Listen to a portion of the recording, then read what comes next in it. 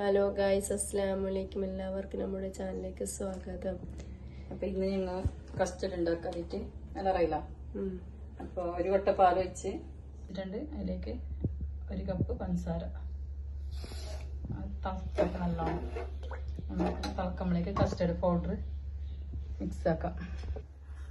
ഒരു ഗ്ലാസ്സിൽ അരക്കപ്പ് പാലെടുത്തിട്ടുണ്ട്. അതിലേക്ക് 4 സ്പൂണ് നമുക്ക് കസ്റ്റർഡ് പൗഡർ ഇട്ട് കൊടുക്കാം. 4 സ്പൂണ് ഇട്ട് കൊടുത്ത് നല്ലോണം കലക്കിയിട്ട് മിക്സ് ആക്കാം. കസ്റ്റർഡിനുള്ള ഫ്രൂട്ടെല്ലാം എടുത്ത് വെച്ചിട്ടുണ്ട്. ഇതെല്ലാം ചെറുതായിട്ട് മുറിച്ചിട്ട് നമുക്കത് തിളച്ചുകൊണ്ട് വരുമ്പോഴേക്ക് ഇതെല്ലാം റെഡിയാക്കാം. ആപ്പിളിൻ്റെ തോല് കളയണം, എന്നെങ്കിൽ നല്ല പാങ്ങുണ്ടാവും തിന്നാൻ. ഇല്ലെങ്കിൽ തോല് മാത്രമേ ചേർക്കാൻ പറ്റൂ. പാല് തിളച്ച് അതിലേക്ക് കസ്റ്റർഡ് പൗഡർ കലക്കി വെച്ചിട്ടുണ്ടായി പൗഡർ അത് നമുക്ക് ഒഴിച്ചു കൊടുക്കാം.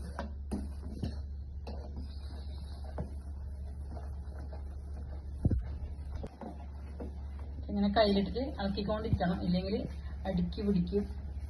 ചക്കുരുക്കിയത് ഇതിപ്പോൾ ഞാൻ തണിയാൻ വേണ്ടി വെച്ചിട്ടുണ്ടായി ചൂടാറാൻ. ഇപ്പം ചൂടാറിയതിന് ശേഷം നമുക്കൊരു പാത്രത്തിലാക്കിയിട്ട് ഫ്രിഡ്ജിൽ വെക്കാം.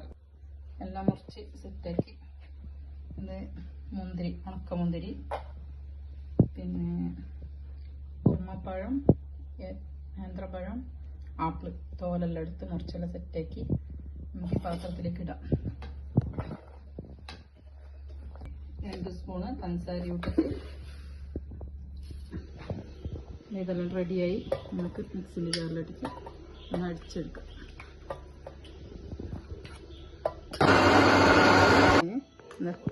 ഇങ്ങനെ ഗട്ടിയിലാക്കിയെങ്കിൽ നല്ല പാങ്ങുണ്ടാവും. ഇല്ലെങ്കിൽ കുറച്ച് വെള്ളമായെങ്കിൽ ഈ ഫ്രൂട്ട്സ് ഇടുമ്പോൾ നല്ലോണം വെള്ളമാവും. അത് മിക്സിയിൽ അടിച്ചിട്ടാണ് നല്ല കറക്റ്റായി.